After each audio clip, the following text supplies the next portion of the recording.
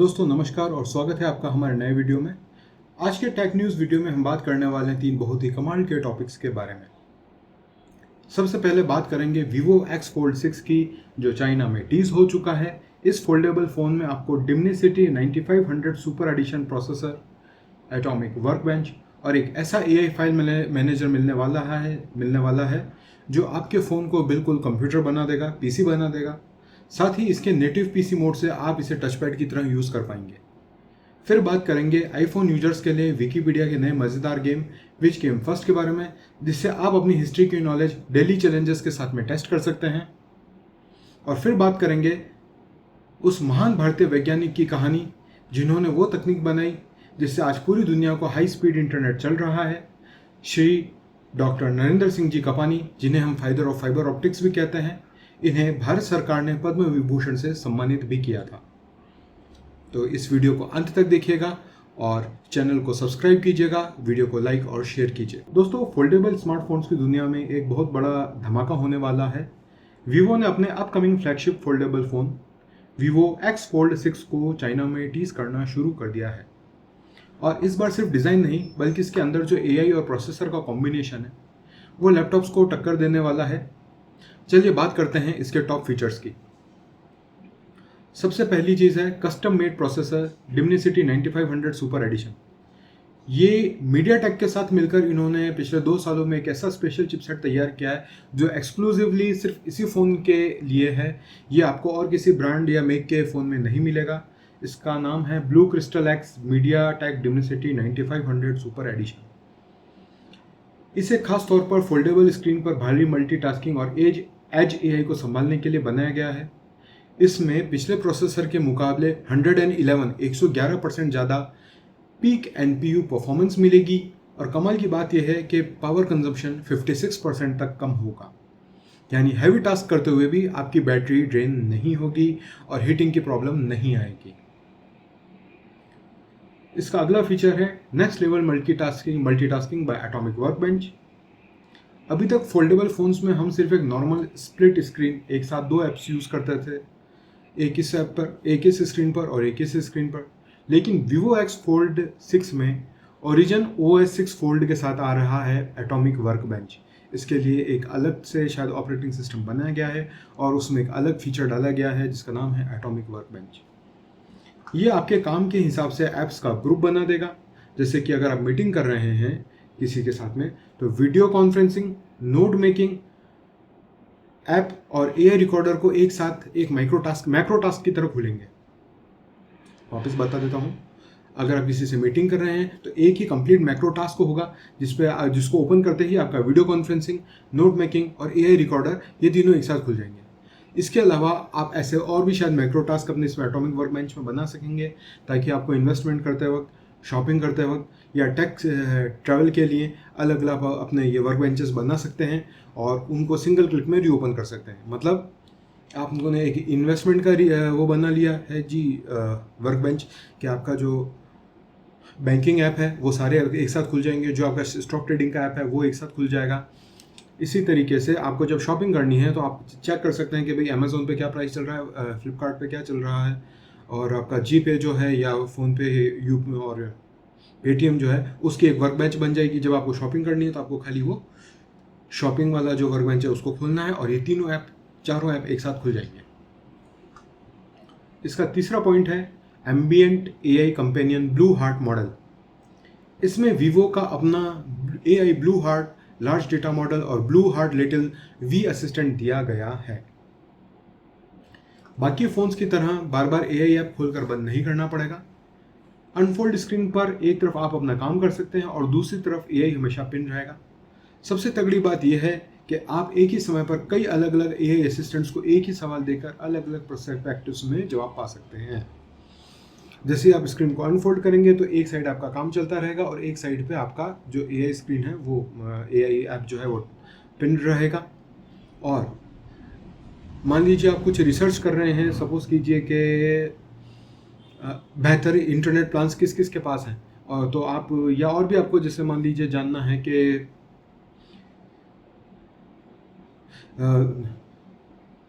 Periodic table के बारे में मान लीजिए आपको जानना है, तो आप उसको तीनों ऐप से पूछ सकते हैं कि पीरियोडिक टेबल का 7th क्लास के लिए क्या उपयोग है या 9th क्लास के लिए क्या उपयोग है, तो वो आपको बता देगा। या छोटे बच्चों के लिए प्रोजेक्ट्स क्या बनाने हैं, तो वो आपको तीनों ऐप्स जो 3 या 4 जो आपके एजेंट्स होंगे उनसे आप एक ही टाइम में सारी चीज़ें पूछ सकते हैं, और आप एट अ टाइम एक ही स्क्रीन पे अपने सामने कंपैरिजन कर सकते हैं कि कौन सा रिजल्ट आपके लिए ज़्यादा बेटर है या किसका रिस्पॉन्स ज़्यादा फास्ट था, वगैरह वगैरह। चौथी चीज़ है इसके अंदर कंप्यूटर जैसा एआई फाइल मैनेजर। फ़ोन में फाइल्स और डॉक्यूमेंट्स को मैनेज करना सिरदर्द होता है। बहुत छोटी सी विंडो खुलती है, हमें दिखता भी नहीं है, हमारे या तो हम फोल्डर्स को या तो फाइल्स को देख सकते हैं या इंडिविजुअल फोल्डर्स को देख सकते हैं। पर इसका एआई फाइल मैनेजर इसे बिल्कुल कंप्यूटर जैसा बना देता है, और इसमें आप सीधे होम स्क्रीन पर एक्टिव फाइल्स को पिन कर सकते हैं। इसमें एआई इंटेलिजेंट नेमिंग है जो ऊट पटांग नाम वाले फाइल्स को खुद सही नाम दे देगा। और सबसे क्रेजी फीचर, अगर आप इसके लिटिल वी असिस्टेंट को बोलेंगे कि मेरे ट्रैवल गाइड और वीज़ा से जुड़े सारे डॉक्यूमेंट्स एक जगह कर दो, तो ये पूरे फ़ोन की स्टोरेज को स्कैन करके खुद एक फोल्डर बना देगा। कहने का मतलब ये है कि आपको नहीं समझ में आ रहा है कैसे क्या करना है, तो एआई का जो ये इंटेलिजेंट नेमिंग है या जो लिटिल वी असिस्टेंट है, वो आपके लिए सारी फाइल्स एक साथ इकट्ठी कर देगा। है ना कमाल का फीचर। अब पांचवा और लास्ट पॉइंट है इसमें, धांसू नेटिव पीसी मोड। जब 8 इंच की अंदरूनी स्क्रीन भी आपको छोटी पड़ने लगती है, तो इसमें आपको मिलेगा नेटिव पीसी मोड। आप इसे फ़ोन को सीधे किसी एक्सटर्नल मॉनिटर या टीवी से कनेक्ट कर सकते हैं, और यह तुरंत एक प्रॉपर डेस्कटॉप कंप्यूटर इंटरफेस में चेंज हो जाएगा। उस वक्त आपके फ़ोन की बड़ी स्क्रीन एक हाई प्रिसीजन टच पैड बन जाएगी, जिससे आप कर्सर कंट्रोल कर पाएंगे, यानी बिजनेस ट्रिप्स पर लैपटॉप ले जाने की ज़रूरत नहीं पड़ेगी। देखिए, आपको आपके फ़ोन को एक स्क्रीन से कनेक्ट करना है, शायद ब्लूटूथ की वजह से या और किसी तरीके से, और फिर आपका फ़ोन बन जाएगा टच पैड, और आपका पूरा जो फ़ोन का डिस्प्ले है वो वहाँ शिफ्ट हो जाएगा, और आप उसके ऊपर जो करना चाहें वो कर सकते हैं। तो दोस्तों, Vivo X Fold 6 इस बार सिर्फ एक फ़ोन नहीं बल्कि एक चलता फिरता पॉकेट कंप्यूटर बनने की तैयारी में है। इसकी लॉन्च डेट और बाकी की डिटेल्स भी अभी कुछ दिनों बाद हमें सामने आएंगी, लेकिन आपको इसमें से इसका कौन सा फीचर बेस्ट लगा, एआई फाइल मैनेजर या पीसी मोड, कमेंट्स में ज़रूर बताना, और ऐसी ही टेक न्यूज़ के लिए चैनल को सब्सक्राइब करना मत भूलना। दोस्तों, क्या आपको हिस्ट्री पसंद है? अगर आप आईफोन यूज़र हैं तो विकीपीडिया आपके लिए एक मज़ेदार नया फीचर लेकर आया है, जिससे आप रोज़ अपनी हिस्ट्री की नॉलेज को टेस्ट कर सकते हैं।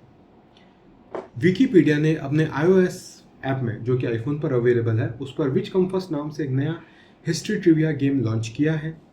गेम में करना क्या होगा, इसमें यूजर्स को अलग अलग ऐतिहासिक घटनाओं को सही क्रोनोलॉजिकल ऑर्डर में सेट करना होगा, यानी आपको बताना होगा कि कौन सी घटना पहले हुई थी। मान लीजिए ये आपको 3 ऑप्शन दे देगा कि Pearl Harbor, nuclear Hiroshima Nagasaki पे बॉम्बिंग, और फॉल ऑफ बर्लिन वॉल। या ये आपको घुमा फिरा के दे देगा कि बर्लिन वॉल, पर्ल हार्बर और हिरोशिमा और नागासाकी के एटॉमिक बम, और आपको उन तीनों को सही ऑर्डर में मैच करना होगा। जैसे कि सबसे पहले आएगा पर्ल हार्बर, फिर आएगा हिरोशिमा और नागासाकी की बॉम्बिंग, और फिर आएगा फॉल ऑफ बर्लिन वॉल। तो ये इस तरीके का गेम आपको इसमें मिलने वाला है। इसमें आएगा डेली चैलेंज। आप ऐप में, इस ऐप के अंदर हर दिन 5 नए चैलेंज मिलेंगे जो उसी तारीख से जुड़े इतिहास पर आधारित होंगे। कि मान लीजिए आज 12 जून है, तो 12 जून को ये आपको 3 घटनाएं बताएगा कि भाई आज इतिहास में ये ऐसा ऐसा हुआ था, तो अब आपको इनको खेलना है और अपना स्कोर बनाना है। इसमें आपको मिलेंगे नए आर्काइव्स और स्कोरिंग। पुराना क्विज खेलने के लिए हिस्ट्री आर्काइव भी जोड़ा गया है। साथ ही यह ऐप आपके स्कोर और लगातार खेलने के रिकॉर्ड, जिसे हम डेली स्ट्रीक्स कहते हैं, उनको भी ट्रैक करेगा और आपको मोटिवेट करेगा कि आप रोज इस गेम को खेलें और अपनी हिस्ट्री की नॉलेज को टेस्ट करें या अपनी हिस्ट्री की नॉलेज को इम्प्रूव करें। यह गेम एंड्रॉयड पर पहले से अवेलेबल है। 1 साल पहले यूजर्स के लिए, एंड्रॉयड यूजर्स के लिए आ चुका था, लेकिन अब इसे फाइनली आईफोन यूजर्स के लिए भी रोल आउट कर दिया गया है। इसे आप ऐप के एक्सप्लोर सेक्शन में जाकर खेल सकते हैं। और अगर आप और अगर आपको आपके आईफोन के अंदर ये ऐप नहीं मिल रहा है, तो आपसे मैं रिक्वेस्ट करूंगा कि अपने विकीपीडिया ऐप को तुरंत अपडेट कीजिए। जैसे आप उसे अपडेट करेंगे, ये फ़ोन आपके ऐप के एक्सप्लोर सेक्शन के अंदर आ जाएगा। और मुझे कमेंट्स में ज़रूर बताएं कि ऐसे ही लेटेस्ट टेक न्यूज़ के लिए चैनल को नहीं, मुझे बताइएगा कि आपने ज़्यादा स्कोर बनाया या आपके फ्रेंड ने ज़्यादा स्कोर बनाया या आपके फैमिली मेम्बर्स ने ज़्यादा स्कोर बनाया। और इसी तरीके की लेटेस्ट टेक न्यूज़ के लिए हमारे चैनल को सब्सक्राइब करना मत भूलिएगा। दोस्तों, हम सब जानते हैं कि कंप्यूटर किसने बनाया। फादर ऑफ कंप्यूटर कौन है? क्या आप जानते हैं? Charles Babbage. और इसके एल्गोरिथम या प्रोग्रामिंग सबसे पहले किसने लिखी थी? क्या आप ये जानते हैं? मैं बताता हूँ, एडा लवलेस। लेकिन क्या आप उस भारतीय वैज्ञानिक को जानते हैं जिसने वो तार बनाए जिससे पूरी दुनिया का इंटरनेट आपस में जुड़ा हुआ है? हम आज बात कर रहे हैं डॉक्टर नरेंद्र सिंह कपानी की, जिन्हें दुनिया फाइबर ऑप्टिक्स के नाम से जानती है, लेकिन अफसोस कि बहुत से लोग उनके नाम से भी अनजान हैं। बचपन और अनोखी सोच। डॉक्टर नरेंद्र सिंह कपानी का जन्म 31 अक्टूबर 1926 को मोगा, पंजाब में हुआ था। उनकी पढ़ाई देहरादून और आगरा यूनिवर्सिटी से हुई। स्कूल कॉलेज के दिनों में ही इन्होंने उस पुरानी सोच को चुनौती दी थी कि लाइट, प्रकाश सिर्फ सीधी रेखा में ही चल सकता है या उसको हम बैंड नहीं कर सकते, उसको मोड़ नहीं सकते। इनकी इन्वेंशन क्या थी, या जिसे हम एक ऐतिहासिक खोज कहते हैं। 1955 में लंदन के इंपीरियल कॉलेज से अपनी पीएचडी के दौरान उन्होंने उस वक्त दुनिया को हैरान कर दिया जब उन्होंने साबित किया कि लाइट को मोड़ा जा सकता है, लाइट कैन बी बेंट। उन्होंने इंसान के बाल से भी पतले ग्लास फाइबर के बंडलों से हाई क्वालिटी इमेज ट्रांसफर करके दिखाई, और इसी को उन्होंने नाम दिया फाइबर ऑप्टिक्स। यही चीज आगे चलकर इंटरनेट की रीढ़ की हड्डी बनी। जो भी समुद्र के नीचे लाखों किलोमीटर लंबे फाइबर ऑप्टिक्स आज बिछे हुए हैं, मतलब बहुत लोग जानते होंगे, बहुत से लोग नहीं जानते होंगे कि जैसे हम इंडिया में रहते हैं, इंडिया एशिया में है, और एशिया